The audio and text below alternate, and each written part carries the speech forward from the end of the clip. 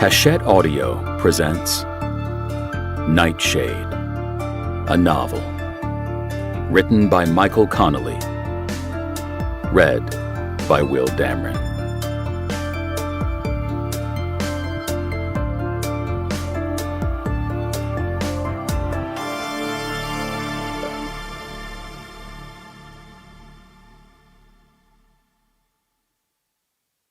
For Callie. 1. The marine layer was as thick as cotton and had formed a 1,000-foot wall that shrouded the entrance to the harbor. The adjourned was late, and Stillwell waited for it in his John Deere Gator by the fuel dock behind the casino. The harbor was almost empty, the red and orange mooring balls floating free in lines across the glass surface. Stillwell knew that as soon as the layer burned off, the weekenders would start arriving. The harbor master's office had reported that it would be at full capacity for the first big weekend of summer. Stillwell was ready for it. He heard another cart pull up behind his, an electric. Soon the seat next to Stillwell was taken by Lionel McKee. "Good morning, Sergeant," he said. "I thought I might find you here. Waiting for the adjourned?" "What can I do for you, Lionel?" Stillwell asked. "Anything new to say about the mutilations up at the preserve? I've got about 4 hours till my deadline." "Mutilation, not mutilations. One mutilation. It's still under investigation, and I've got nothing new to report at this time. When I do, you'll be the first to know." "Is that a promise?" "It's a promise." His answer was punctuated by a foghorn from somewhere inside the layer. Stillwell knew by the tone that it was the Catalina Express about to come through the shroud. He wanted to be over there to watch the arrivals, as he did most free mornings, counting the number of tourists who came believing that the casino was a gambling house, only to learn that it was a grand ballroom and movie theater. But meeting the adjourned was more important this morning than counting fools. "So what are you putting in the paper about it?" he asked. "Well, not much," McKee said. "I don't want to look like an idiot, you know?" "I think that's wise." "Why? Because you know something?" "No, but, use your common sense, Lionel. You really think it was a close encounter of the green kind?" "No, not really." "Well, there you go. What time's your deadline?" 2. "If anything changes before then, I'll be sure to let you know." "Okay, thanks. I'll be at the call." "And I've got your numbers." "Have a good weekend." "If I can, it'll be busy." "For sure." McKee hopped out of the Gator and went back to his cart. As he drove off, Stillwell saw the Catalina Call logo of Linked Seas painted on the side panel. A few seconds later, the prow of the Express poked through the fog layer and headed toward the ferry landing on the other side of the harbor. Following in its wake, 50 yards behind, was the adjourned. It had been a smart move using the bigger vessel as a lead through the layer instead of coming in blind. The Express had the most modern navigational tools at the fingertips of its captain and crew. The adjourned was a 40-year-old Viking 35. Judge Harrell kept it clean and well-maintained. It was white with distinctive blue trim and matching canvas over the salon's windows. Stillwell watched it cut down the first mooring lane, past the floating dock behind the Black Marlin Club, and come to the last orange ball. Harrell cut the engines and used a gaff to hook the line under the ball. He was wearing a wetsuit, which told Stillwell he would not need a dinghy pickup. The judge quickly moored the boat, then climbed over the stern to the fantail and jumped into the cold water. Stillwell got out of the cart and went to the storage box on the back. He unlocked it and got 2 green and white striped towels out and draped one of them over the passenger seat.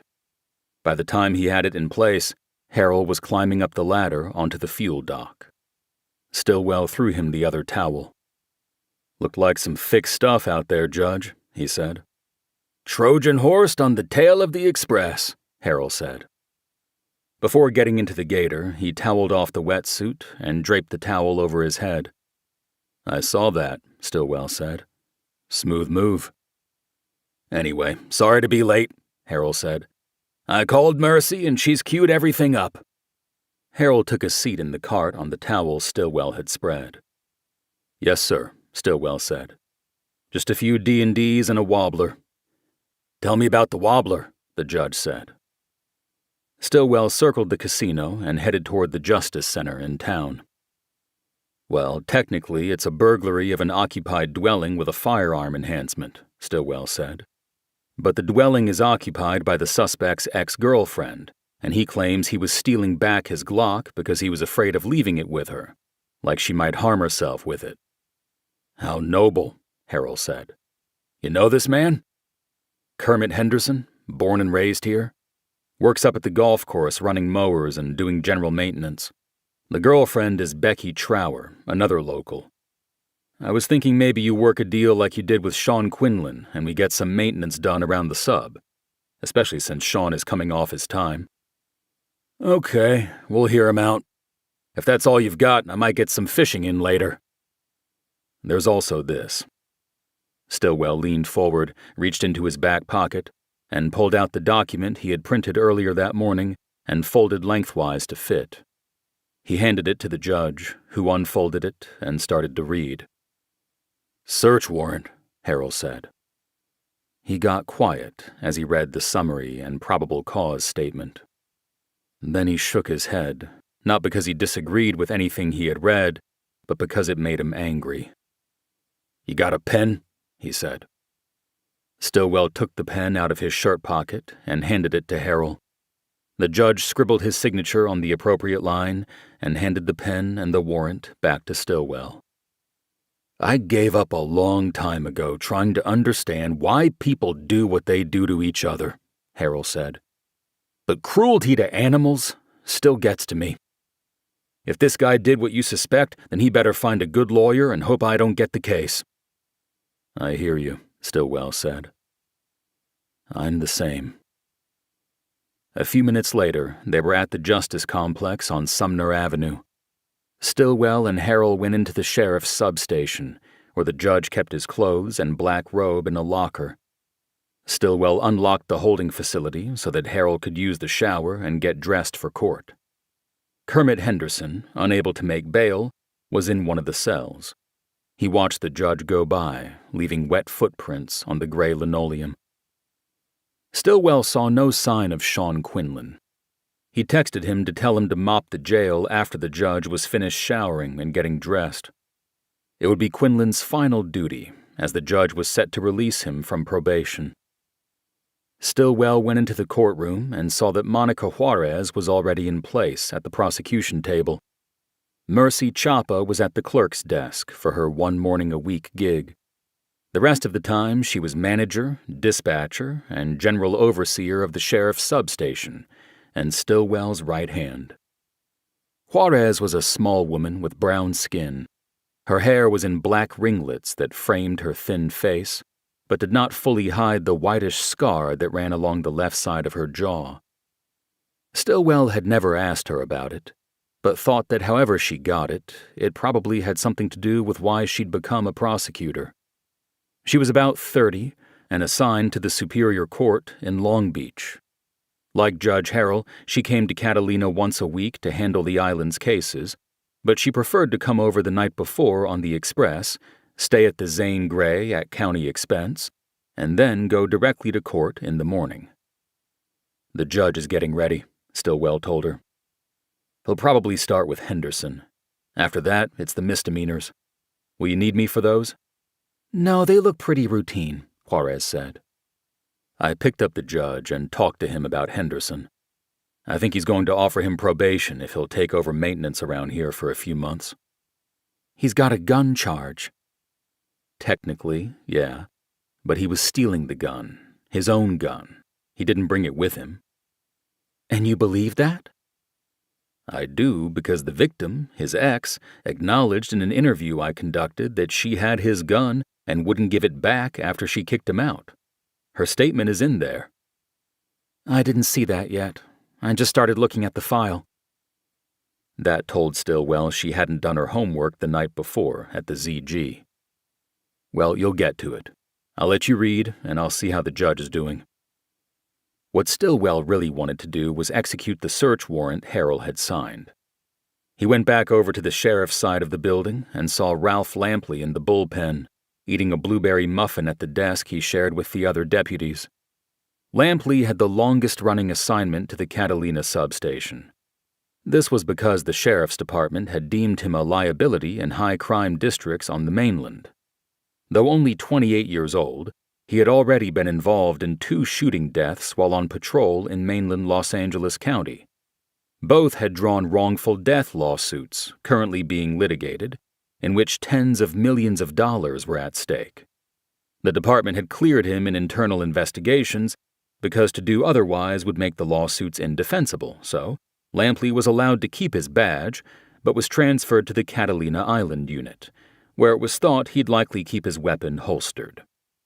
The rumor was that as soon as the lawsuits were adjudicated or settled, he would be fired. "Lamp, why aren't you out and about?" Stillwell asked.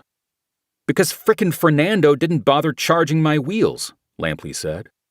"So I'm waiting for at least a half a charge before I hit the street." He was talking about the electric UTV cart he shared with the night shift deputy. Normally, Stillwell would have been annoyed with Angel Fernando for failing to charge the cart when he'd finished his shift that morning. It was the 3rd time this month. Fernando was the newest import from the mainland, where they didn't patrol in electric golf carts, and he had a habit of forgetting to charge at the end of shift. Instead of dwelling on Fernando's lack of attention to the routines of his job, Stillwell saw an opportunity to get himself out of the station. "Okay, then can you finish up there and handle court this morning?" he asked Lampley. "I've got to go serve a search warrant, and I need someone to take Kermit into court once the judge is on the bench." Lampley spoke with his mouth full of muffin. "Yeah, I can do that," he said. "Is that warrant for the mutilation case?" "Yes," Stillwell said. "But keep it to yourself." "Cool. You go, Sarge. I can handle court." "Shouldn't take long. Once you get a decent charge, check with the judge and see if he wants a ride back to his boat after court." "Will do." Stillwell left the sub, making a mental note to remind Fernando once again to leave the patrol cart charging at the end of shift. As the detective sergeant assigned to the Avalon substation, Stillwell was the commanding officer on the island. With that distinction came a host of administrative and scheduling duties he reluctantly accepted. Having to remind a veteran deputy to plug in his golf cart at the end of his shift was not one of his favorites. 2. Stillwell drove out to the industrial district south of town. Next to the desalinization plant was a warren of warehouses, among them the cart barn used by Island Mystery Tours. The main garage door was open, and Stillwell parked the gator in front of it so no vehicle could leave. A man in a greasy blue jumpsuit stepped out of the shadows of one of the cart bays, and Stillwell guessed he had probably been sleeping back there. His hair was matted on one side. He looked as though he had not shaved in a week, and the bloodshot eyes behind his glasses indicated he was hungover. "Hey, what's up?" he asked. "I'm Sergeant Stillwell with the sheriff's office," Stillwell said. "I have a search warrant for these premises." "Search warrant? What the fuck?" "What's your name, sir?" The man pointed to an oval patch on the left side of his jumpsuit. "Henry?" "Henry what?" "Gaston." "Well, Henry, here is the warrant, and I'm going to need you to step aside and let me enter the premises." Stillwell handed him the document signed earlier by the judge. Gaston held the paper at arm's length to read it, even though he was wearing glasses. "Says you're looking for animal blood," he said. "That's crazy. Ain't no blood here." "Either way, I'm going to search," Stillwell said. "The judge signed and authorized it this morning." "You're that new guy they put in charge at the substation, huh?" "If by new you mean a year ago, then yeah, that would be me." "You know, I'm going to have to call Babyhead about this." Stillwell moved to the back of the gator and unlocked the storage compartment. He took out a set of disposable gloves, a flashlight, and the bottle of blue spray he kept in the kit he'd put together when he'd worked homicide on the mainland. "You can call anybody you want," he said to Gaston as he was gathering it all, "but I'm going to conduct the court-ordered search now."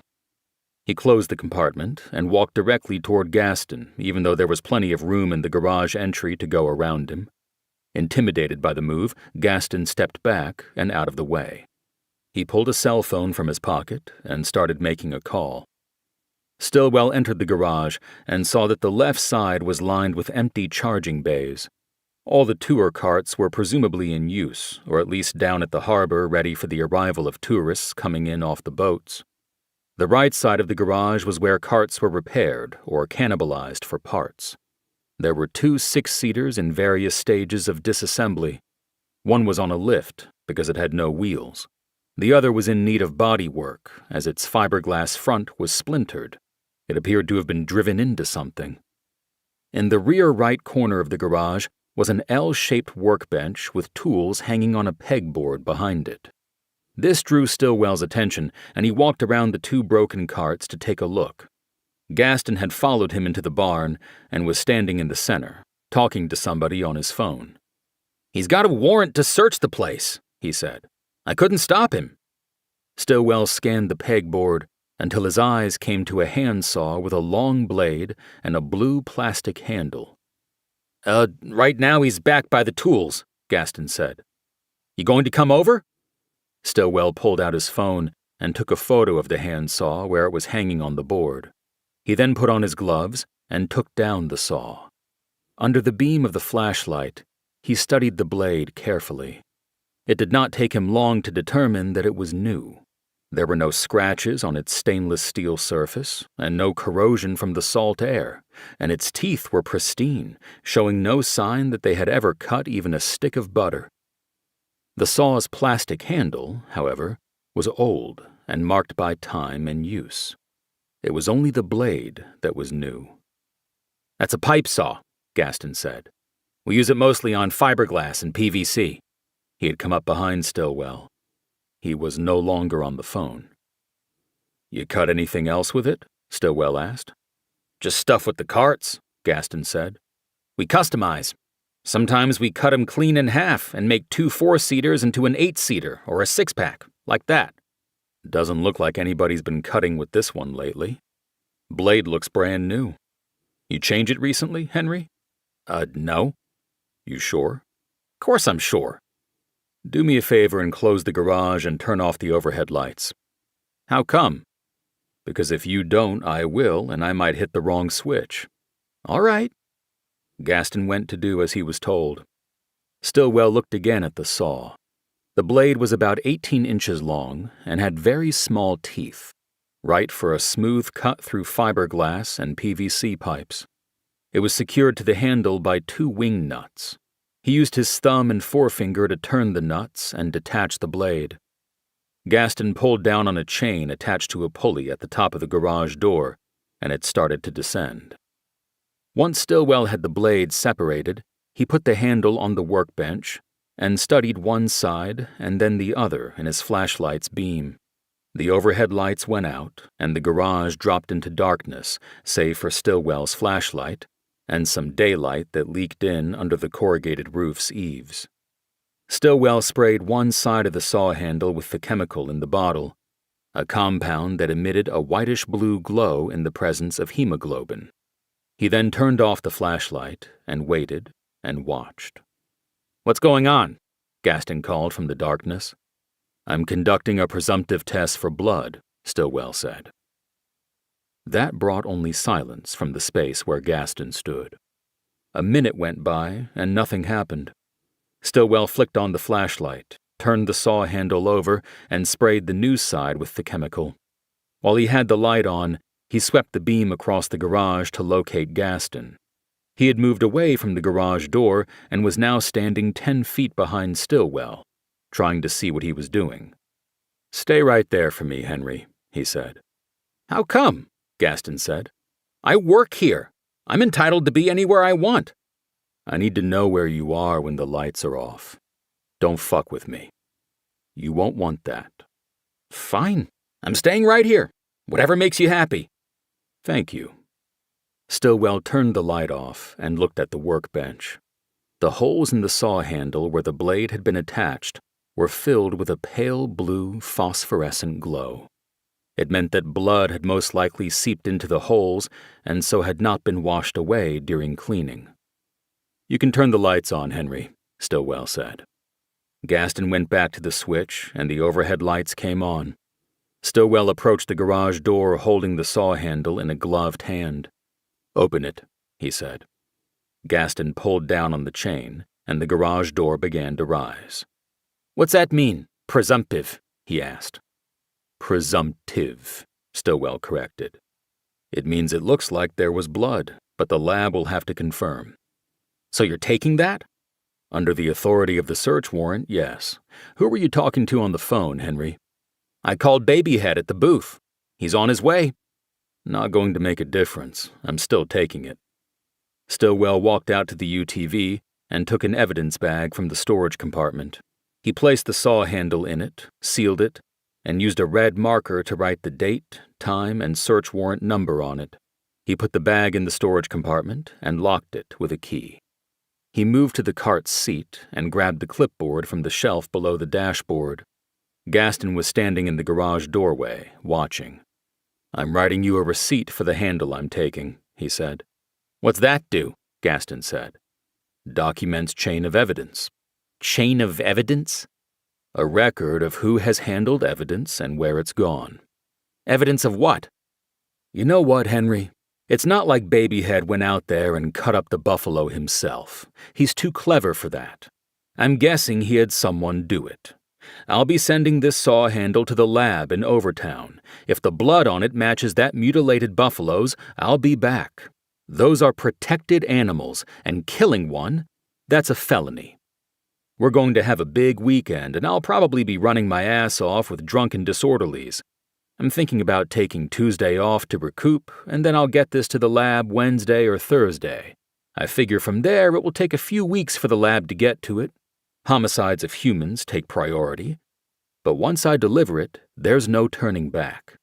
So what I'll do is give you till then, Wednesday, to come in, talk to me, and work something out. After that, it will be out of my hands. He took the receipt from the clipboard, pulled off the yellow copy, and got out of the cart. He walked over and handed it to Gaston. Wednesday, Henry, he said. The whole thing was a bluff. Stillwell knew that the lab would apply negative priority to his DNA request. He'd be lucky to get the results before the end of the year. Babyhead ain't going to allow this shit, Gaston said. He knows people. Yeah, so do I, Stillwell said. Stillwell got in the John Deere, turned the key, and backed away from the barn. In the street, he put it in forward, but was blocked when another cart pulled in front of him. It was a 6-seater from Island Mystery Tours, the green papier-mâché alien lying chest down on the roof, its 3-fingered hands grasping the sides, as if holding on for dear life. Oscar Babyhead Terranova, the owner-manager of the franchise, jumped out and approached him. What the hell are you doing, Stillwell? He asked angrily. I'm pretty sure Henry already told you on the phone, Stillwell said. He's got a copy of the search warrant and the receipt. You can figure it out from there. There was a line of sweat forming on Babyhead's smoothly shaved scalp. He had a tattoo of a diamond ring on his neck below his left ear, and a full sleeve of tats on his right arm depicting skulls, flowers, and a 3-digit number Stillwell didn't recognize, but guessed was the area code of his place of origin. You're barking up the wrong tree, man, he said. Maybe so, Stillwell said. It wouldn't be the first time, and it won't be the last. I know about you, man. We all know about you. You were on thin ice when you got here, and now you're about to drop right through. Hope you got your water wings on. Can you move your cart now, sir? I need to get back to the station. Fuck you. Terranova jumped back in his cart and pinned the pedal. The cart drove up and into the cart barn, forcing Gaston to move quickly to get out of the way. Stillwell headed back to town. stopping briefly atop Mount Ada to take in the beauty of the mountains and the crescent-shaped harbor below. The casino looked like a cupcake with red icing. Several boats had already come in since he'd picked up the judge earlier. Arriving back at the sub, Stillwell saw Lampley about to head out in his freshly charged patrol cart. He pulled up next to him. "How'd it go?" Lampley asked. "I found blood on a saw handle," Stillwell said. "I'll get it to the lab and see what happens." "Don't hold your breath on that." "I won't. You handle court?" "Yeah, it went quick." "What happened with Kermit?" "Harold gave him 3 months community service. Told him to work it off in the sub." "Perfect. I'll make a to-do list and put it on the board. Everybody can add to it." "Okay." "Where are you going now?" "Just doing the circuit. No calls yet. The calm before the storm." "Copy that." Stillwell threw him a mock salute and pulled his cart into its assigned parking space. Before he got to the door of the substation, he took a call from the harbor master's office. "It's Tosh. We need you over here on the skiff dock right away." Tosh Dano was the assistant harbor master. Stillwell had met her on his rounds when he was first assigned to the island. He had met with everybody in any position of power or authority in the small community, from the mayor of Avalon down to the assistant harbor master. Most were standoffish because deputies assigned to Catalina seemed to come and go quickly. They left as soon as they were rehabilitated in the eyes of the mainland command staff.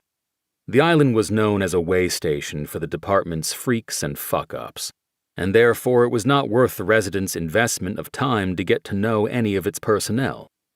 Tosh was different. She had invited Stillwell to lunch and even gave him her own tour of the island. She had lived there her entire life and had no plans to leave. Stillwell immediately liked her. "What's up over there?" he asked. "You know Abbott, the scraper?" she asked. "I know who he is. First name is Denzel, right?" "Right. He just called and said there's a body down there under the Aurora. He said it's got an anchor chain wrapped around it. A human body. He couldn't tell male or female." It took Stillwell a few moments to understand what Tosh was saying. He got regular updates on what boats were moored in the harbor. He remembered that the Aurora was a seagoing yacht registered out of Venezuela. It had entered the harbor 2 days earlier and moored on the 4th line of buoys, where the big boats were staged. "Okay, I'm on my way," Stillwell said. "Tell Abbott to meet me at the skiff dock." "Will do," Tosh said. "And Tosh, when's the Aurora staying till?" "Today. They're leaving today." "What time?" "Any time. They have the ball till 1600 but can shove off whenever they want." "We might have to do something about that. I'll probably want to hold them in port if what Abbott says he saw is true." "You want me to call the Coast Guard in? They could stop them." "I want to confirm the body before we start calling in the troops." "Gotcha. How you going to do that?" "I'm going to have Abbott take me down." "Oh. Problem?" "No. Just be careful." "Copy that. I will." Stillwell went into the sub to get his wetsuit. 3. The water was cold. It felt like ice poking into his ears as he descended. Most of his body was insulated by the wetsuit he'd kept from his days on the sheriff's dive team, but his feet, his scalp, and his ears were exposed to the chill. Stillwell felt a sense of déjà vu as he went down. The cold, the sound of his own measured breathing in the mask, the slow motion and silence of things underwater. He followed Denzel Abbott down, both tethered by the hookahs connected to the compressor up on the hull scraper's skiff. The air piped through the hose was foul, stale, and oily in Stillwell's mouth and lungs. He fought back nausea as he sank with the help of the weight belt borrowed from Abbott. The sun had burned away the marine layer by the time Stillwell got back to the harbor after Tosh Dano's call. Abbott told him that he had been scraping barnacles off the Aurora when the glint of shiny metal caught his eye from 25 yards away. He went farther down to investigate and was repelled by what he saw. He was pretty sure it was a body wrapped in something black and anchored, but he did not go closer to determine further details. They went into the water about 30 feet off the Aurora's stern. Rays of light shot through the tall branches of the kelp forest rising from the bottom, otherworldly strands of green leaves languidly reaching for sunlight and swaying in the current like a line of dancers in sync. Stillwell could now see a reflection off a polished metal anchor. They moved through the shadow of the Aurora's hull as they dropped farther into the depths of the harbor. The body, if it was a body, was 30 feet down. It was as Abbott had described, a human figure bloated and bursting from an opening in what looked like a large black bag that was wrapped in braided anchor line and a heavy galvanized chain. The chain extended 3 feet down to an anchor snagged on a coral outcropping. Long dark hair had come through the opening in the black plastic and floated free in the current. Stillwell could see that it was attached to a white scalp. As he approached, he realized that it looked like a macabre balloon arrangement buffeted by the bottom current of the harbor. Stillwell wore diving gloves he had retrieved with his wetsuit from his locker at the sub.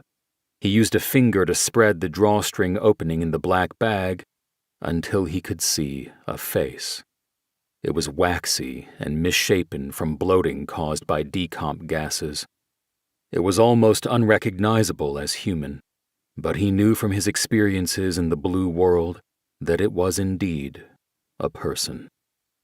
He noticed a streak of purple dye in the dark hair and guessed he was looking at the remains of a woman. There were fissure lines in the face that could have been caused by decomposition, post-mortem sea life predation, or injuries sustained prior to death. The image brought back memories of victims he had seen as a body recovery diver, horrors he'd thought he'd put behind him. In the vernacular, they were called floaters or sinkers, depending on the circumstances, words used to dehumanize and compartmentalize what was seen in the murky depths. But Stillwell couldn't forget them. The girl at the bottom of Lake Piru, with eyes cast up toward the light and a god that hadn't saved her. The man in the suit and tie, his sunglasses still in place, with concrete blocks tied to his feet at the Bouquet Reservoir. The baby in the back seat of the car driven intentionally down the boat ramp at Castaic Lake.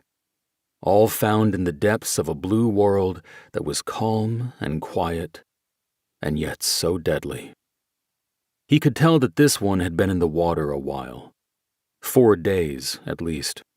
His eyes left the blanched eyes of the dead woman and moved down the chain to the anchor that had kept the body from floating to the surface.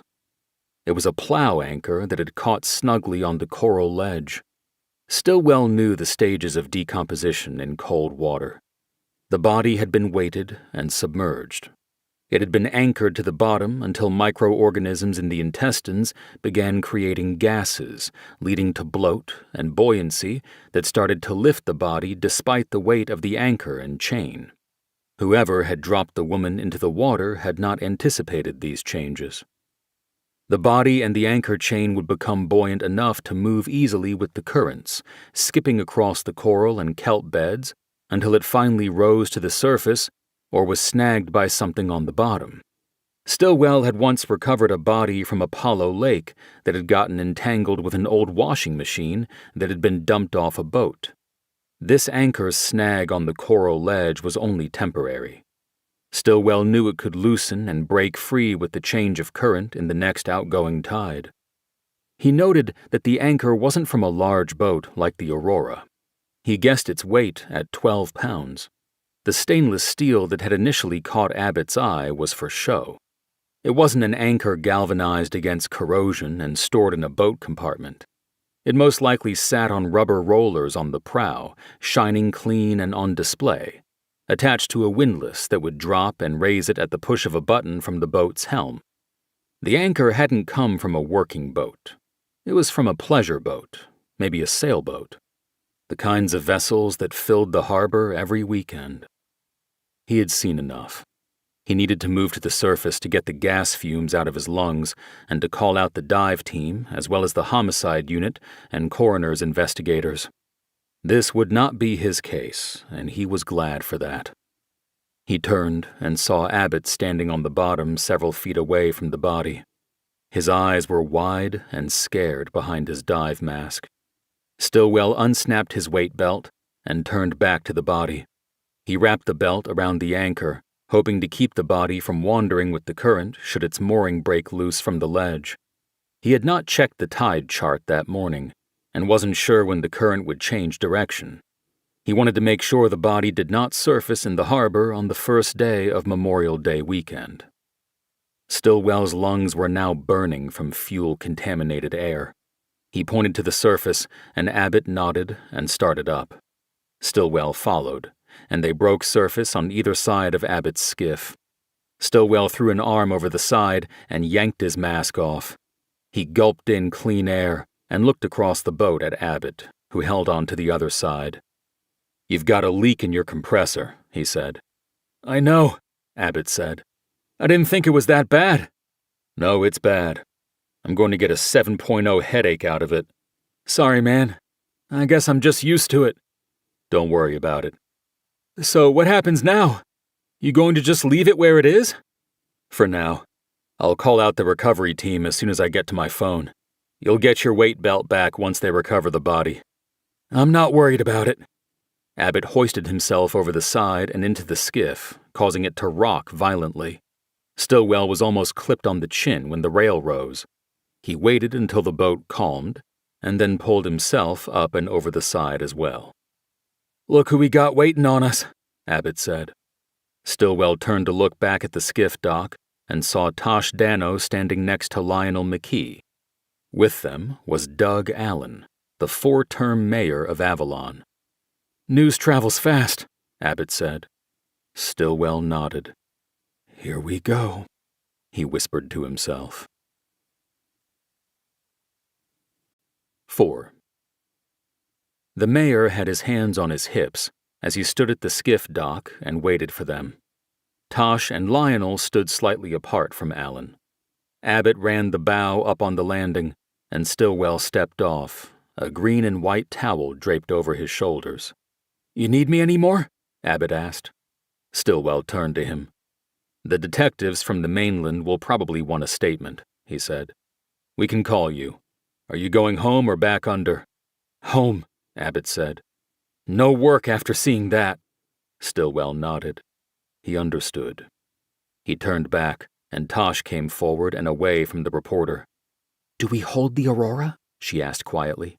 "They want to go." "They can go," Stillwell said. "What's down there's been in the water longer than they've been here. Remind them to stay at idle speed till they're out of the harbor. I don't want to churn up the bottom." "Will do," Tosh said. McKee came over to him next. "Is there a body?" he asked. Before Stillwell could answer, the mayor spoke. "Wait a minute," Allen said. "Wait just a minute.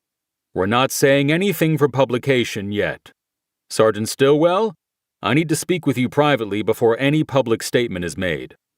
"Okay," Stillwell said. "For now." "You need to go back up to the pier," Allen said to McKee. "This is a public dock, Mayor," McKee said. "I have just as much right to be here as you do." "Whatever," Allen said. "Sergeant, can you step over here?" The two men walked to the opposite side of the floating dock, where they would not be overheard. "Did you confirm a body is down there?" Allen whispered urgently. "I did," Stillwell whispered back. "So what happens now? I don't want that thing bobbing up on the surface in front of the Express. What are you going to do?" "I'm going to call out the homicide unit and dive team. It's not going to come to the surface until we bring it up." "Homicide? Are you saying this is a murder?" "The body's in some kind of a drawstring bag and weighted with an anchor and chain. That says homicide to me." Allen took a step closer to Stillwell and raised his whisper to an urgent tone. "Look, you need to understand something here. The ferries are full, and every ball in the harbor is reserved. This is our second biggest weekend of the year, after July 4th, and I don't want this harbor turned into a crime scene circus." "I get it, Mr. Mayor, but we're going to conduct the investigation that is warranted. We'll do our best to shield the body recovery from the public. There are ways to do that. But if you're suggesting we leave it down there till this place clears out Monday, you are— Of course I'm not suggesting that. What I'm saying is that murder is bad for business. Be discreet. And don't tell that reporter anything until he's past deadline. He can put it in next week's edition for all I care, not tomorrow's. I'll do what I can. Now I have to go make those calls. Stillwell stepped away and headed toward the gangway to the pier. And Sergeant? He turned. Yes? He asked impatiently. I received a complaint about you this morning, Allen said. From one of our business owners, Oscar Terranova. Really? That was fast. You searched his business? I had a warrant signed by Judge Harrell. It was all perfectly legal. He said you were heavy-handed. I don't know what that means. I had a search warrant for the place. I searched it. Babyhead showed up afterward and he wasn't happy. But that was it. Okay. Understood. Can I ask what it was about? No, you can't, Mayor. It's an open investigation. I can't talk about it. I was born and raised on this island, Sergeant. I've been mayor for 16 years. You'll probably come and go like all the deputies assigned here before you. But I'll be here. I love this place, and I want to protect it. I don't like surprises, especially when they may negatively affect the reputation of this beautiful island. He gestured toward the water in the direction of where the body was anchored. I understand that, Stillwell said. Good, Allen said. We're on the same page, then. Stillwell nodded and turned, rather than arguing with the mayor's conclusion. He saw that McKee remained on the dock, but Tosh was up on the pier and heading back to the harbormaster's office. I can't talk to you yet, Stillwell said, as he attempted to pass the reporter. What do you mean? McKee said. Is there a body down there or not? I can't say anything yet. Talk to Abbott. He can tell you what he saw. I can't. You're letting the mayor tell you what to do? No, that's how it would be whether he was here or not. I'm following Sheriff's Department procedure, and you know it. He left McKee there and went up the gangway to the pier. Several people were watching from the railing. Stillwell recognized most of them as locals who worked in the souvenir stalls on the pier. Word had spread quickly that there was something in the water. He crossed Crescent and walked up Sumner to the sub. He went directly into the locker room, peeled off the wetsuit, took a quick shower, and then put his work clothes and sidearm back on. His windowless office, the size of a walk-in closet, was off the bullpen, and from there he made the calls, starting with the homicide unit. It was a number he knew by heart. He didn't recognize the voice that answered and asked to speak to the captain. Coram. Cap, it's still. We've got a homicide out here. A body in the harbor. Looks like a female. A floater? She's 30 feet under, held down by an anchor. And this is confirmed? I went down, saw it myself. It's probably been in the water 4 days or so, judging by the decomp. Hard to tell, though, with the water temps in the low 60s. You need the divers and one of your teams out here. Jesus Christ. On a Friday. Yeah, I already got the mayor on my ass because this place is going to fill to the brim today. Murder is bad for business. Okay, listen. Ahern and San Pedro have the up. I've got to send them. Are you going to play nice with them? Do I have a choice? No, you don't. Then send them. I can hold their hands if I have to. That brought a long silence from Coram. Stillwell thought about the last time he had encountered Rex Ahern. It was when he had gone into the homicide unit on a Sunday morning to clean out his desk. He was surprised to find Ahern there, and it had gotten ugly pretty quickly. And physical. You know, Still, I don't think I want you holding their hands, Coram said. Just point them in the right direction and let them do their job. Well, their job is to solve the case, Cap, so good luck getting them to do that. I'm not going to get into that with you, Detective Sergeant. Coram's invoking his full and formal rank made Stillwell realize that he had gone a step too far. He tried to recover. Captain, will your people set up the recovery team and the coroners, or you want me to handle that? No, we'll handle it. Your job now is to protect the crime scene as best you can. We'll take it from there. Copy that. Coram disconnected without another word. Stillwell wished he had not brought up his grievances with Ahern and San Pedro. He put the thought aside and stepped out of his office. Mercy Chapa was now at her desk in the substation. She was in her early 50s, with gray hair she didn't bother dyeing. It fit with her role as the unofficial mother hen of the substation. She handled all duties not related to direct law enforcement. Mercy, can you get Lampley up on the radio and tell him to meet me at the skiff dock? Sure. I think he just drove Kermit up to the golf course. Well, tell him to get over to the dock. I'll meet him there. Right away, Sergeant. Stillwell pulled a fresh radio out of the charger station on the wall next to Mercy's desk. Have there been any missing person reports that I wasn't told about? He asked. Any at all? No, Mercy said. You get all the reports. Right. Do you happen to know of anybody in town who has long dark hair with a purple streak? You know, like a purple dye? No. Is there really a body out there in the water? There is, but I don't want you talking to anybody about it. I don't tell anybody about work. Is it a girl? A female, yes. I'm pretty sure. You haven't heard about anybody not showing up for work or school or anything like that? Maybe somebody who supposedly went to Overtown but didn't come back on schedule? Mercy was third generation on the island, and Stillwell had learned early in his assignment to the Catalina sub that she had vast connections in the community. No, nothing. Okay. Well, let me know if you hear anything. Of course. I'll be out at the harbor, waiting for the homicide team. 5.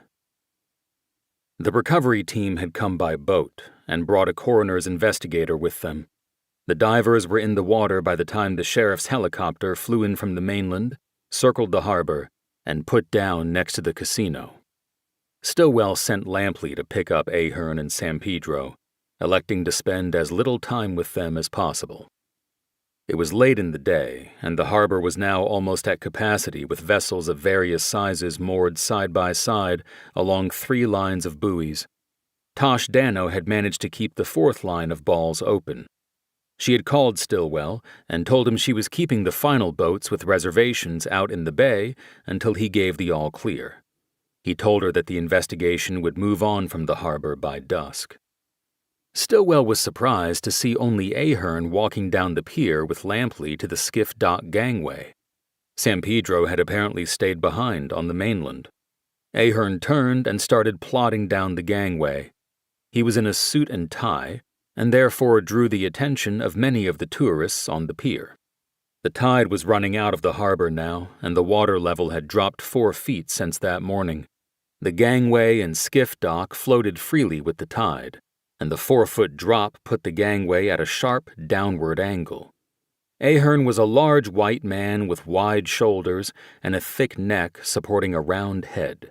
He picked up dangerous momentum as he came down.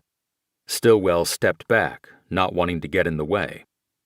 The gangway had ribbed rubber matting to guard against slippage, but the deck of the skiff dock had recently been replaced with fiberboard and was slick with moisture from the lapping of harbor waters. The moment Ahern's hard-soled dress shoes hit the deck, he went into a full skid. His feet shot out from under him, his arms pinwheeled, and he landed on his back. His silky suit greased his slide across the 6 feet of remaining deck, and he went into the water between 2 Zodiac inflatables. "Shit!" Lampley yelled as he came down the gangway behind him. Stillwell moved quickly to the edge of the deck, ready to rescue Ahern, but he popped up between the 2 boats, immediately reacting to the cold Pacific water. "Motherfuck!" Stillwell leaned down and offered his hand, and Lampley did the same, but Ahern was too angry and embarrassed to accept help. He slapped their hands away. "Get the fuck away!" Stillwell and Lampley stepped back, raising their hands in surrender, and watched as the big man hoisted his upper body up over the edge of the deck. His dark suit and slicked-back hair made him look like one of the seals that often sunned on the deck in the mornings. He dragged himself out of the water and rolled onto his back, seemingly exhausted by the effort. "God damn it!" he yelled. "I bet you loved that, stillborn." "Actually, no," Stillwell said. Because now we have to worry about you getting dry clothes instead of working the case. Fuck off! Sure. Stillwell turned to Lampley, whose eyes were wide with what he had just witnessed. When he's up, take him to the sub, he said. Get him a hot shower and some clothes out of the court closet. If anything fits. I'll stay here. Call me when he's ready and I'll come over if the recovery team is finished. Ahern was pulling a wet wallet out of his back pocket. Jesus Christ, he said. You could have warned me, stillborn. You mean about wearing your Men's Warehouse Oxfords on a boat dock? Stillwell said. Yeah, I guess I could have. Ahern slowly started to get up, dripping water from every thread of his suit. He immediately slipped again and went down to one knee. God damn it, help me up! Lampley offered him a hand, and Ahern grabbed it and intentionally tried to pull him down, but the young deputy was able to hold his ground. Ahern let go and got up on his own. He looked up at the pier and saw several tourists aiming their phones at the skiff dock. Great, he said. All I need. I want every one of those phones collected and the videos deleted. That's not going to happen, Stillwell said. Just go to the substation, get a shower, and put warm clothes on. We'll talk then. He looked at Lampley and nodded toward the gangway. Take him, he said. Lampley held out his hand to help Ahern get to the gangway, but the detective slapped it away and crossed the deck with tiny steps, looking like someone on a pair of ice skates for the first time. Once he got to the rubber matting of the gangway, he was safe. He turned and looked back at Stillwell as if to say something, but then thought better of it and headed up the ramp. He kept one hand on the railing, but held the other up, offering his middle finger to anyone still videoing his embarrassment. Stillwell watched them go until his phone started to buzz with a call from Tosh Dano. She had seen Ahern's deck slide from the harbor control tower. Wow, that was embarrassing, she said. Was that the man from Homicide? It was, Stillwell said. Couldn't have happened to a nicer guy. What's up, Tosh? Does that guy's splash delay things? How long until I can bring the last boats in from the bay? It'll be dark soon, and they're getting a little pissed off sitting out there. Hold on. Stillwell put the phone in his shirt pocket and then took the radio off his belt. It was set to the dive team's frequency, so there was no need for him to speak in code to the topside deputy, Gary Saunders, whom Stillwell had known for years. Gary, how long we talking now? He waited for a return voice on the radio. Yeah, they're bringing her up. They already bagged her, and we have the curtain up, so no worry on the looky-loos. We'll get her on here, and then we're done. Chuck already did a floor search. There's nothing. She was dropped somewhere else, probably in the bay, and the tide brought her in here. Roger that. What I thought. The weight belt is yours? I borrowed it. Okay, we'll bring it to you. Thank you. Hey, was that a-hole I saw slide into the water? That was one of the popular nicknames for Rex Ahern. The other was a play on both his names, King A-hole. It was, Stillwell said. I guess it couldn't have happened to a nicer guy, Saunders said. What I said. That's sure to go viral. A lot of people with phones up on the pier. I saw. Okay, we'll finish up here and drop by your 20. Copy. Out. Stillwell pulled his phone and relayed the information to Tosh. Anything you can do to hurry them would be good, she said. They have to get back to the mainland with it, Stillwell said. I'm sure they want to get there before dark. Okay. Hey, Tosh, while I've got you, you remember seeing anyone around here with long dark hair with a streak of purple dye in it? A woman? She went silent for a long moment before continuing. Something about that seems really familiar, but I can't place her. I don't think it's a local. I know all the locals. But I think I remember seeing a girl with hair like that somewhere. A girl? I mean a woman. She was older. If you can remember where or anything else, let me know. That's the person in the water? Yes. Age unknown at the moment. Right. So sad. Yeah. They disconnected. Stillwell sat down on a fiberglass equipment box at the end of the dock and watched the recovery operation from afar. Saunders had put up a privacy tent over the back deck of the dive boat. Stillwell knew that this was where they would place the body for the trip back across the bay. The divers soon surfaced and lifted a submergible body bag onto the fantail of the dive boat. Saunders and a coroner's investigator Stillwell didn't recognize grabbed the straps on the bag and moved it through the gunwale door onto the rear deck of the boat and out of sight. Next, the coiled rope, chain, and anchor were handed up by the divers, followed by the weight belt Stillwell had wrapped around the anchor. The two recovery divers climbed up the drop ladder and onto the boat. The ladder went up, and soon Stillwell heard the twin 150 engines come to life. Saunders went to the bow and pulled up the anchor, and then the boat started moving at idle speed toward the skiff dock. Stillwell called the harbormaster's office. "Tosh, you can start bringing the rest of the boats in." "Perfect. They'll be happy." "Did you tell them why there was a delay?" No." "Good. I gotta go." He disconnected, grabbed the front rail of the dive boat as it came to the dock, and gently brought it to a stop. Saunders came forward with the dive belt Stillwell had borrowed from Abbott and handed it over the rail. "Do me a favor, Gary," Stillwell said. "Let me get a look at the anchor and chain." "You got it," Saunders said. He stepped back so that Stillwell could climb onto the boat. They went back to the stern, where the anchor, chain, and rope were on the deck next to the yellow body bag. Stillwell took out his phone and took separate photos of each item. "Can we turn it to see if there's a manufacturer's mark?" he asked. With a gloved hand, Saunders turned the anchor on the deck to show the other side. Imprinted on the polished metal was a manufacturer's brand. "It's a Holdfast," he said. "They make 'em by the thousands." Stillwell was looking at the body bag. Even with bloating, the contents seemed small. "You want to look?" Saunders asked. "No, I saw it down below," Stillwell said. "That was enough." "Yeah, she's ripe." "Well, you guys can go. I'm sure Ahern will be in touch." "Then we're out of here." Stillwell retraced his steps to the skiff dock, then used his foot to push the prow of the dive boat away. He himself almost slipped on the new decking. As the boat headed toward the mouth of the harbor, Stillwell's phone started to buzz. It was Lampley. "Sarge, you coming back here?" he asked. "Detective Ahern is getting dressed." "Yeah, we're done here," Stillwell said. "I'm on my way to the sub." 6.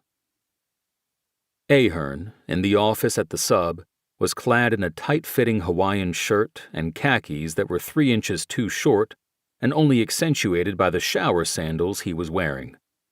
It was the best Lampley could do with clothes usually reserved for detainees arrested with inappropriate or insufficient clothing for an appearance in court.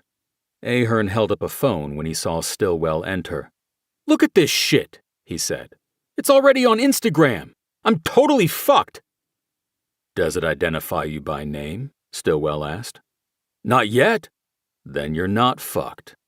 Do you want to talk about the case or about social media?" Ahern handed the phone to Lampley. His had obviously gone into the water with him. "Yeah, I want to talk about the case," he said.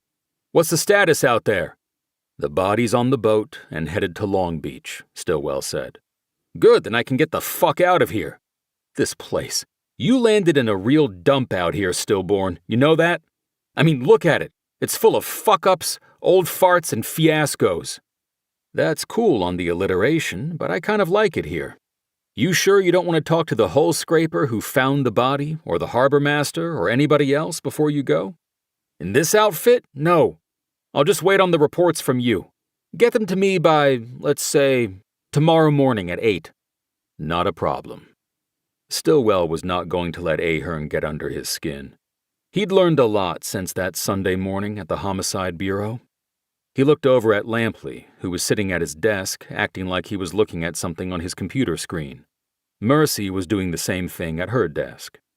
He turned his eyes back to Ahern. "Where's your partner?" "Waiting at the port of Long Beach, but you don't need to worry about that. This is not your case, Stillborn. You know that, right? Once you make an ID, if you do actually make an ID, you'll need eyes and ears out here. There's no need to hold grudges, Ahern. You won. You kept your job, and I got shipped out here. Let's just put it behind us and do the work. Fuck you, man. Your complaint is still in my jacket. It's not going anywhere, and I'll never get promoted. I'll never have my own squad. All because you got your head up your ass about a case that nobody ever gave a shit about. Except for me. Yeah, boo-hoo and fuck you. I'm out of here, and I'm telling you now, don't get any ideas. I find out you're working my case, and this time it won't be a transfer you get. It'll be sayonara, baby. Stillwell raised his arms, palms out, in a hands-off gesture. I don't work homicide anymore, he said. That's right, Ahern said. You're the sheriff of Shittown, and it's going to stay that way for a long time. When you need something from out here, I'd prefer it if you let San Pedro make the call. It will work best that way, for both of us. With pleasure. He lifted a plastic trash bag off a table. Stillwell guessed that it contained his clothes and shoes. How are you getting back? Stillwell asked. The chopper's on its way, Ahern said. Maybe you can get Lampshade here to ride me over there in one of your little go-karts. We call them UTVs, utility task vehicles. And I call that pathetic. Maybe. Lampley take him where he wants to go. Lampley got up from his desk to carry out the mission. Stillwell said nothing as Ahern headed for the door. Fuck you very much, Stillborn, he said over his shoulder. Once Ahern was out, Stillwell looked over at Mercy, who had been silent and unmoving behind her desk. So what do you think, Mercy? He asked. I think he's an asshole, she said. He's the one who's pathetic. You know how to read him. What happened between you two? That's a long story. We had a difference of opinion on a case, and it didn't go well after that. That's too bad. Well, it got me out here, didn't it? Sometimes the place you don't want to be turns out to be the place you should be. I agree. I've never wanted to leave here. I'm getting that way myself. That's a good thing. I'm going over to the Harbor Masters. You need me? Get me over there. Will do. Stillwell went out to the parking lot, and the first thing he saw was the open storage box on the back of his John Deere. He studied the cheap lock and saw that the box had been pried open. He checked the contents, but nothing appeared to be missing. With his hands, he was able to bend the metal tongue back into place so he could relock the box. He got in the cart and started toward the pier. On the way, he called Mercy and asked her if she had a number for Henry Gaston in her contacts file.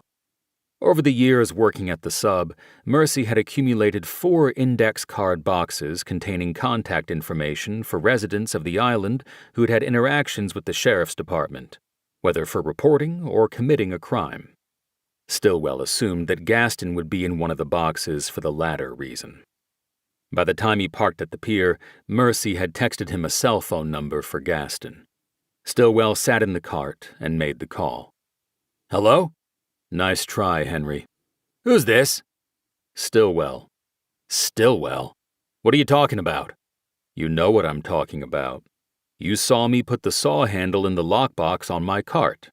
You tried to get it back. No, I don't know what you mean. You were too late.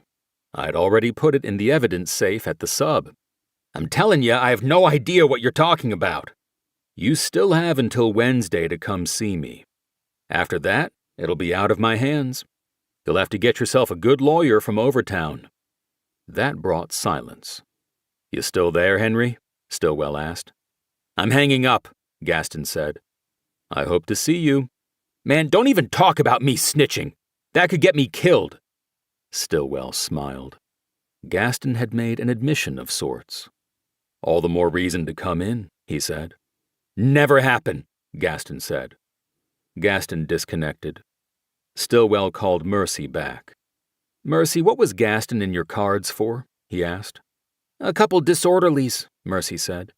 Operating a vehicle while impaired, and in 2015 he got charged with receiving stolen property. Conviction? And probation. Good to know. Thanks. Stillwell disconnected and thought about Gaston. The conviction on his record was too old to have a probation tail, But he knew it could still be useful in dealing with Gaston the following week, when Stillwell was sure he would come in to make a deal. He walked down the dock, surveying the harbor. All 4 mooring lanes appeared to be at capacity now. He saw several parties already beginning on the decks of the smaller boats and in the salons of the yachts. The holiday weekend was underway. The harbor master's tower was at the end of the pier, its upper-level windows lit from within. Stillwell could see Tosh up there at the control desk. At the door, he punched in the numbers on the combination lock and entered. He went up 1 flight to the control room, which was octagonal, with windows all around giving views of all mooring lanes and slips, as well as the pier and the mountains that ringed the harbor. Tosh was standing at the control counter holding a radio mic to her mouth. "Sorry, Delilah, we're full up," she said. "All rental and owner moorings are spoken for at this time. I can offer you a mooring at Descanso or Hamilton until something opens up in the harbor." Stillwell knew she was talking about the mooring lines available outside the protection of the harbor.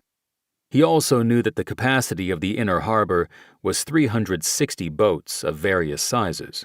When they were all taken, the town was full and busy. Shopkeepers, restaurateurs, and hoteliers were pleased. Mayor Allen was happy. And all was well. Supposedly. Stillwell waited while Tosh radioed instructions to the harbor patrol boat to lead Delilah to a mooring off Descanso Beach. When she was finished, he approached the desk. "Tosh?" "Hey, any news on the body?" She whispered the word body as though saying it louder might create a panic in the harbor. "Nothing yet. You thought of anybody with a purple streak in her hair?" "No, not yet." "I know you're super busy, but how long would it take to pull together a list of what boats were in the harbor last weekend through Tuesday?" "Why?" "I'm guessing that body was in the water 4 or 5 days. That would take us back to last weekend. I'd like to know who was in the harbor then and the next few days after." "I thought the investigation was being handled by the Overtown sheriffs." "It is, yeah, but they're going to need all the help they can get. Do you want me to talk to Dennis about getting records?" Dennis Lafferty was the harbor master and her boss. He was probably down in his office under the control room. "No, I can do it. Just that today is busy. Maybe in the morning when people are still in their bunks?" "That would be fine, thanks. I'll do my best to pull it together. I feel so bad about that girl. It's horrible." "Yeah, it is." "I could see them from up here when they pulled her out. She was already in a body bag." "Yeah, they do that when the recovery is in a public place with people watching." "Did you ever do it that way?" "On the dive team? Yeah, a few times. Oddly, there's something peaceful about it. When you're underwater, I mean." Tosh said nothing in response, and Stillwell wondered if he had said something weird. She didn't know much about his time on the sheriff's dive team. It wasn't something he liked to talk about. "Okay," he said. "I guess I'll let you get back to it." "No, it just seems so weird," Tosh said. "Her being down there for... How long did you say?" "Probably 4 days, maybe longer. The tide brought her into the harbor. It's probably a case that has nothing to do with this place." "But then why are you asking about a girl with a purple streak in her hair?" "Force of habit, I guess. But I'll be standing down on this. Let A-Hole handle it from Overtown." "A-Hole?" "What they call Ahern over on the sheriff's homicide team." "I wonder if you had anything to do with that." "Could have. I'll talk to you later, Tosh." "Yes, see you later."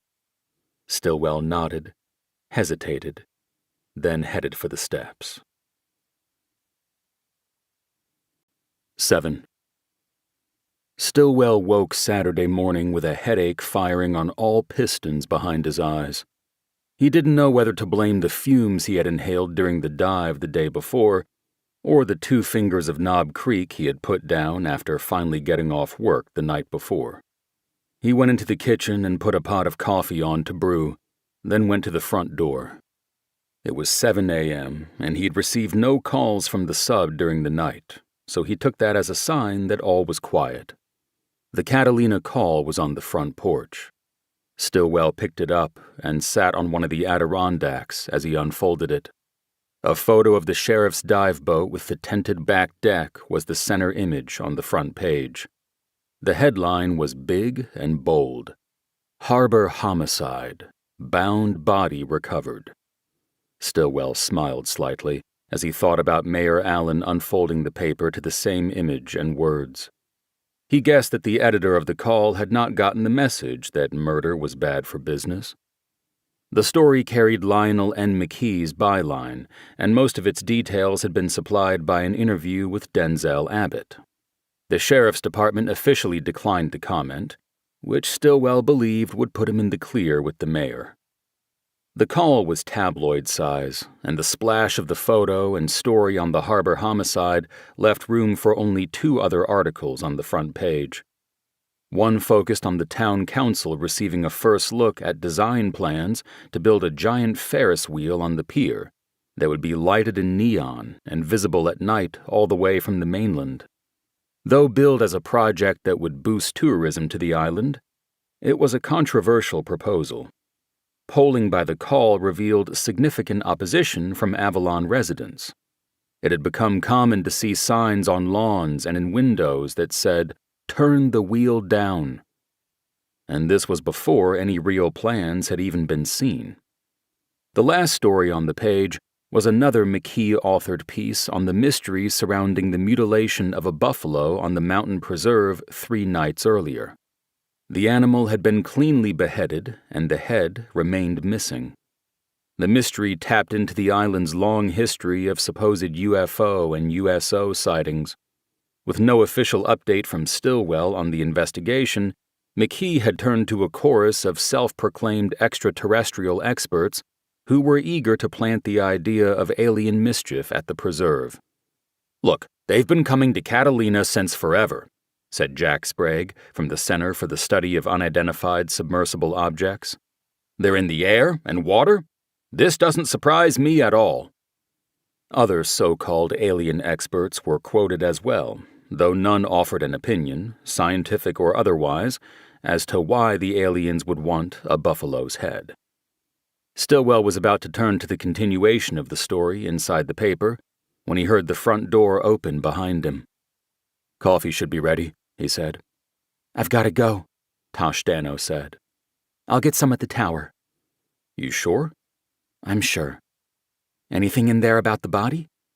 Stillwell stood up to show her the front page. "The mayor didn't get to Denzel Abbott," he said. "He told McKee everything." "Oh, man," Tosh said.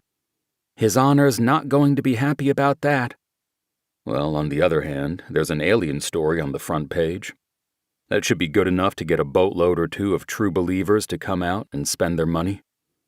"Aliens cancel out murders. Nice. You have any extraterrestrial suspects yet?" "I have suspects, but they're more of the terrestrial kind." Too bad." She was already dressed for the day in khaki cargo pants and a black polo with the harbor master badge embroidered on it. Tosh was a beauty, in Stillwell's opinion.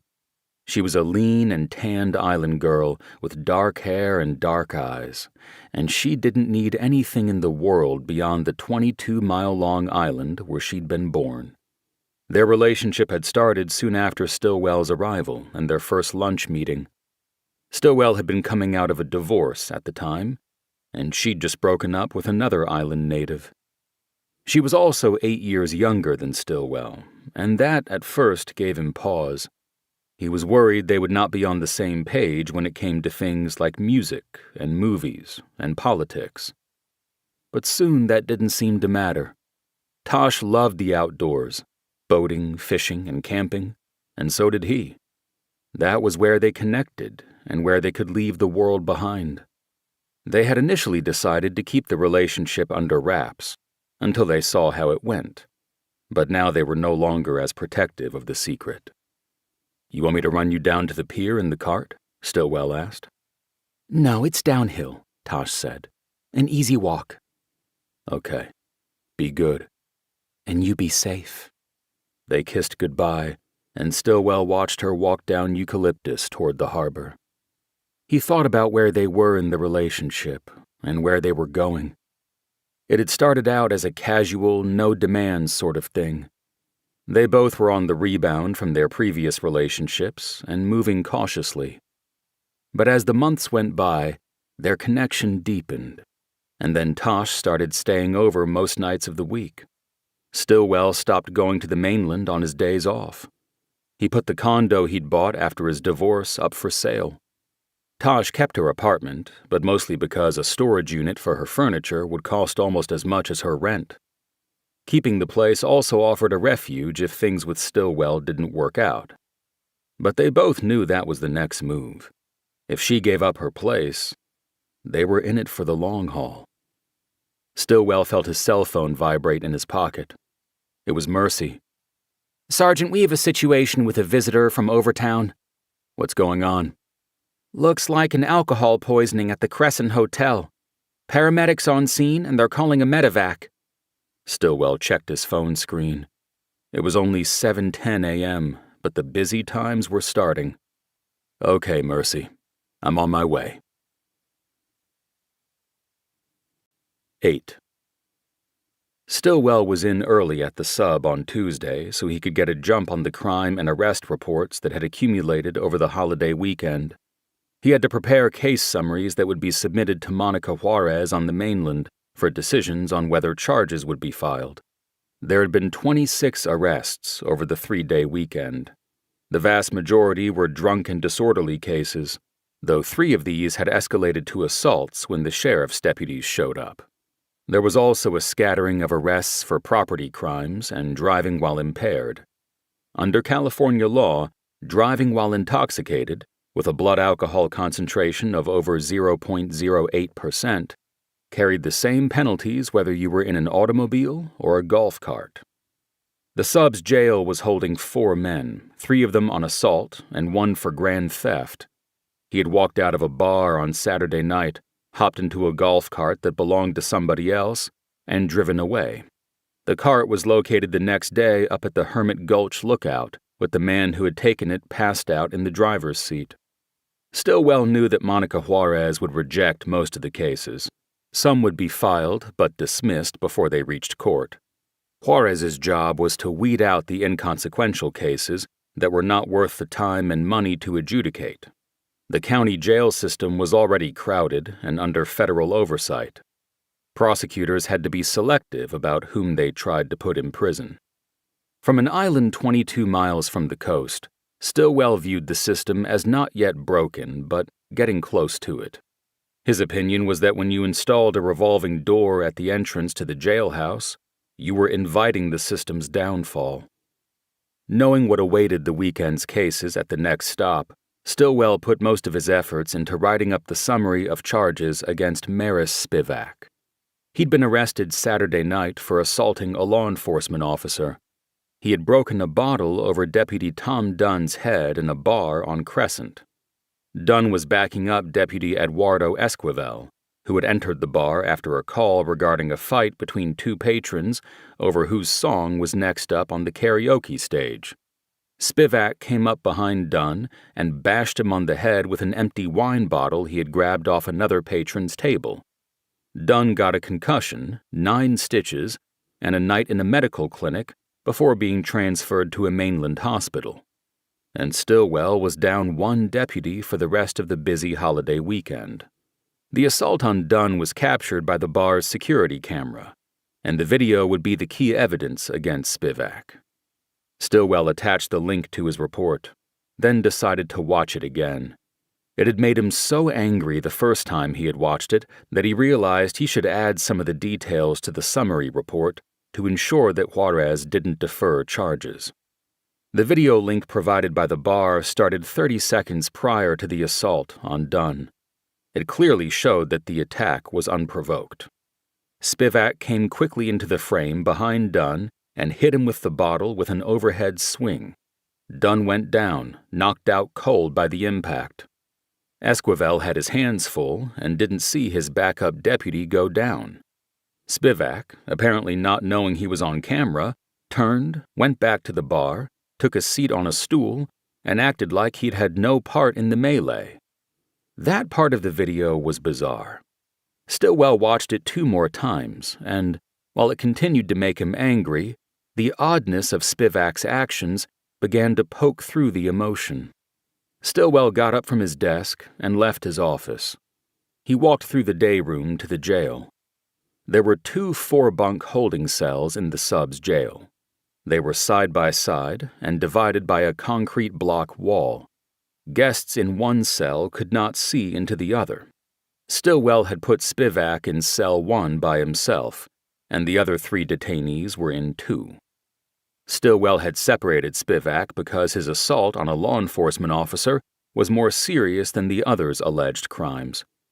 Stillwell walked to the bars that fronted cell 1 and saw Spivak asleep on one of the lower bunks. He had been in the cell for 2 days. "Spivak," he said, "wake up." Spivak didn't move. Stillwell put his right foot between the bars and kicked the frame of the bunk, and Spivak jerked awake. "What the fuck?" he said. "Spivak, I've got a question for you," Stillwell said. "Am I getting out of here?" "No. I have a question for you." "Are you taking me to county?" "I'm keeping you right here until the judge comes out. That's usually Fridays. But if he's backed up on the mainland, it might not be till next Monday." "Ah, fuck, you can't do that." "Actually, I can, and I am. Did you know Deputy Dunn?" Spivak was silent for a moment. Stillwell stepped back to the wall opposite the holding cell and turned on the lights. Though being in the bottom bunk kept Spivak in partial shadow, Stillwell could see his eyes when he came back to the bars.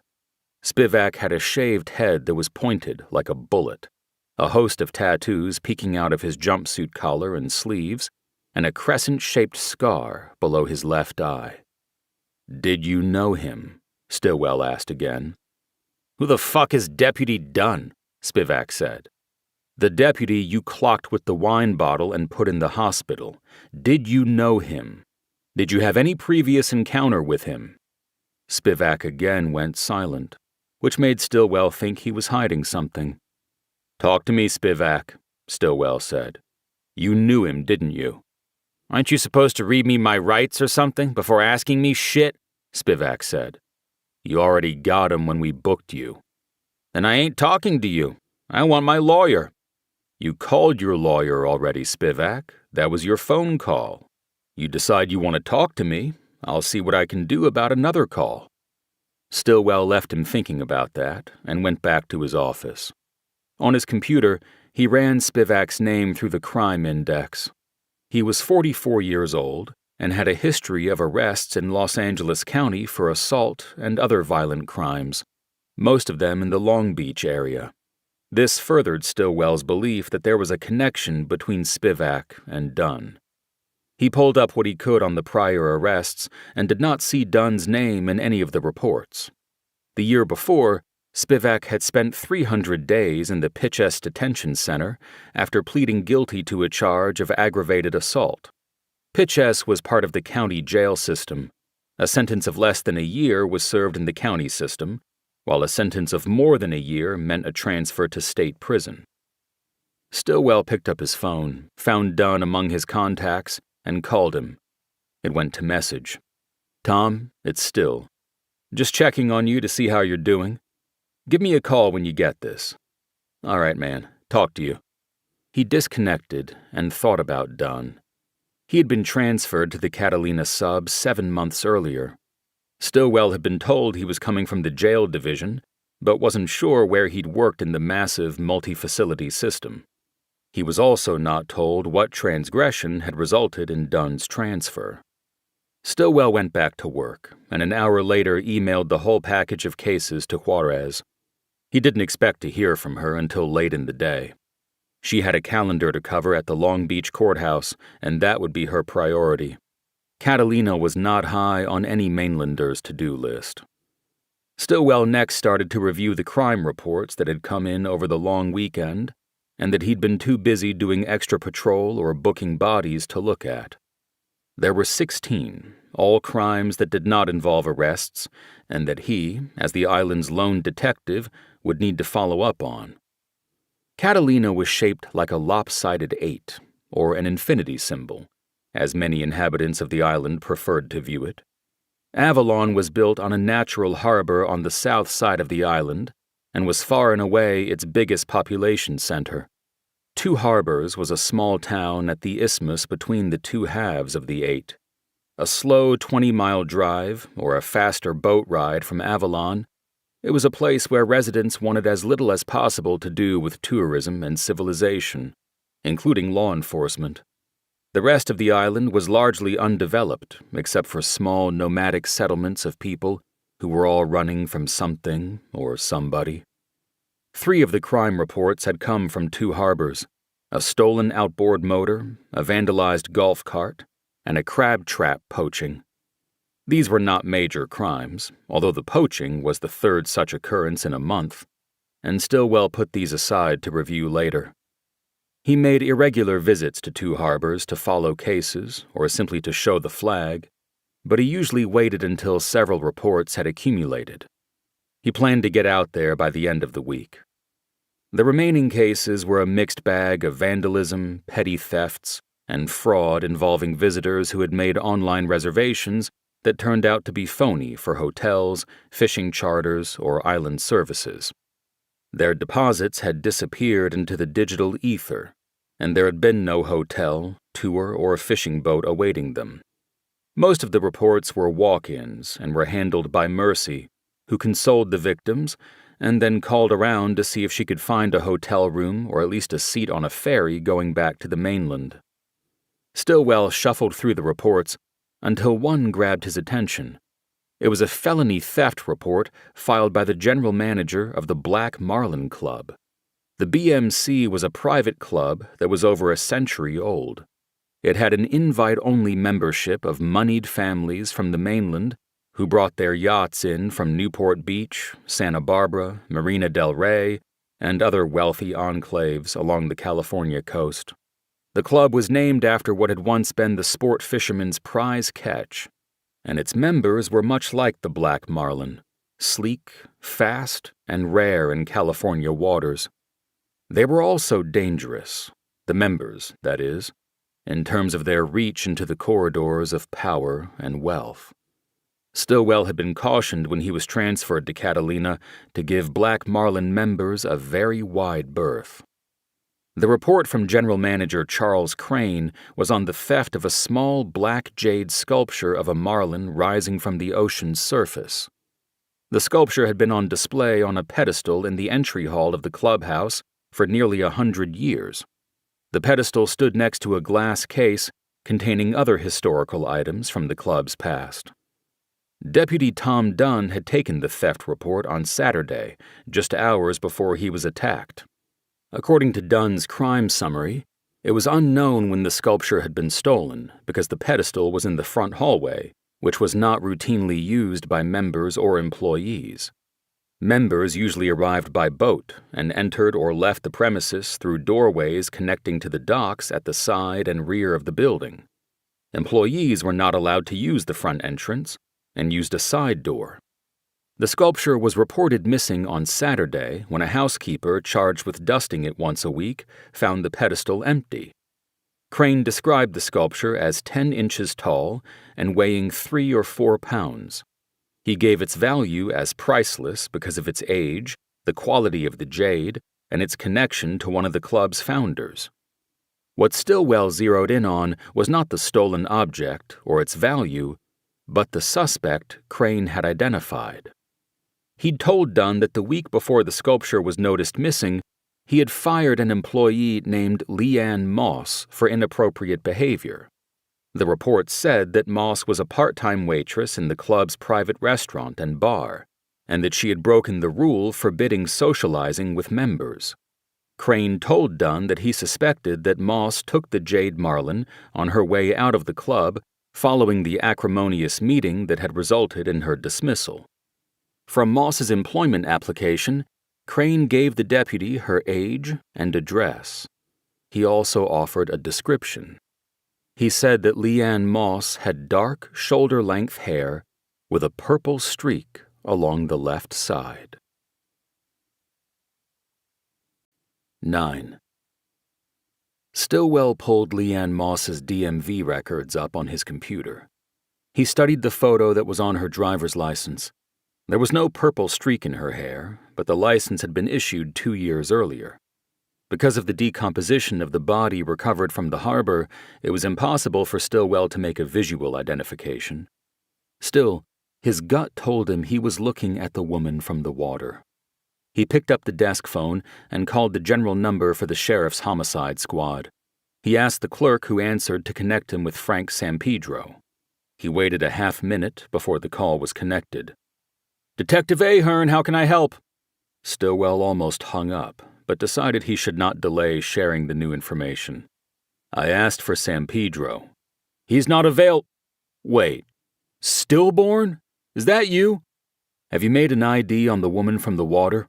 It's not your case, man. Why do you care?" "Because if you haven't ID'd her, I've got a solid lead for you." "Stillborn, I told you to stand down on this. Am I going to have to go to—" "It came across my desk in an unrelated case, Ahern.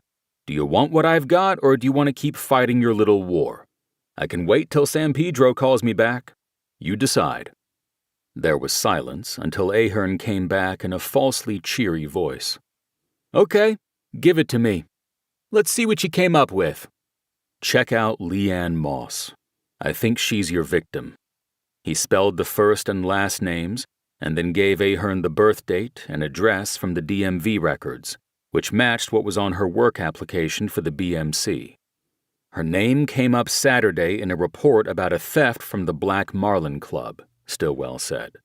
She was named as a suspect and described as having a dyed purple streak in her hair. "I got news for you, bright guy. Our Vic was dead by Saturday."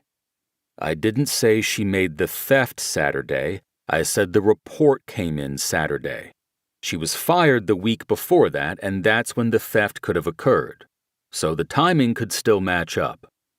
"What did she supposedly steal?" "A small sculpture of a marlin.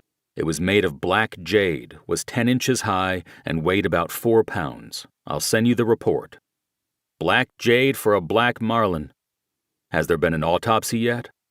"You know I'm not going to talk to you about the case, Stillborn. Why even ask?" "Happened on my turf, Ahern. If you're doing this right, I should be kept in the loop. I can also—" "No, you should just fuck off."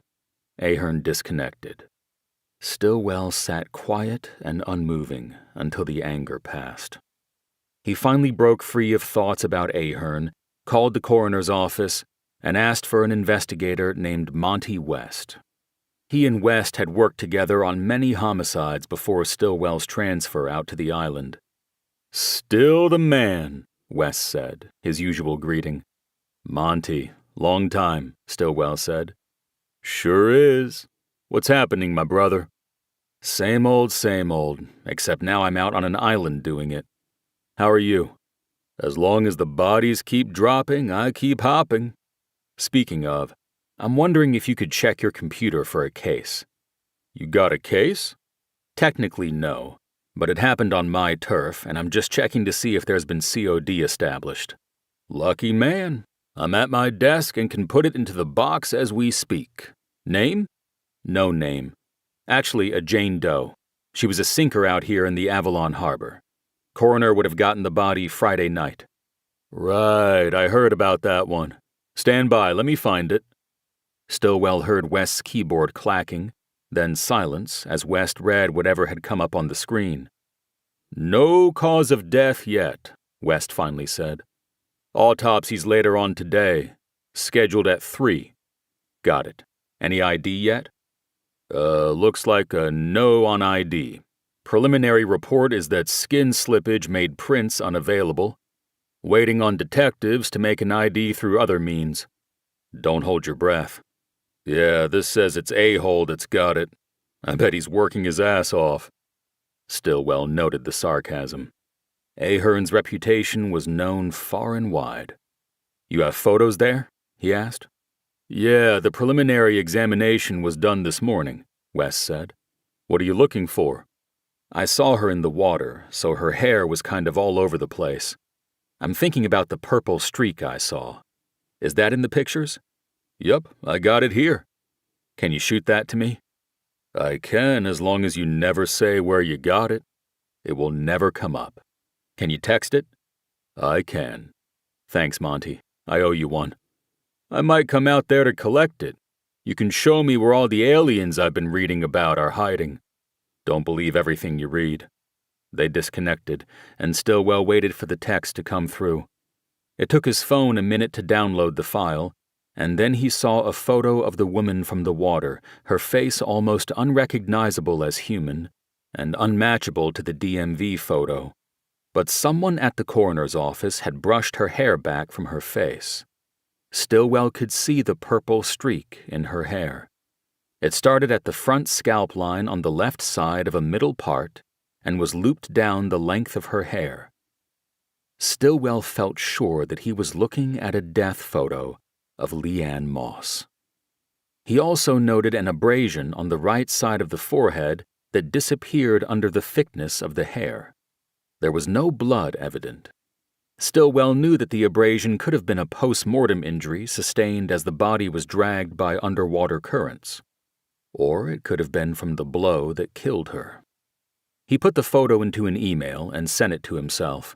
He then reviewed everything he knew about Moss. Neither he nor the general manager at the Black Marlin had an address on Catalina for her. The address on her driver's license and application to the BMC was a street in the Belmont Shore neighborhood in Long Beach. Stillwell knew the area well, having owned a condominium there. He wondered if he had ever passed Leanne on the street, on the beach, or in Joe Jost's or another restaurant. He wondered if the nexus of what ultimately put her in the water with an anchor chain wrapped around her body was over there on the mainland, or here on the island. He shut down the computer and left the office. Mercy was at her desk in the bullpen. "Mercy, any news on Tom Dunn?" he asked. "I haven't heard a thing," she said. "I left him a message, but if he checks in with you, tell him I need to speak to him as soon as possible. It's not about what happened to him. It's about something else." "Will do."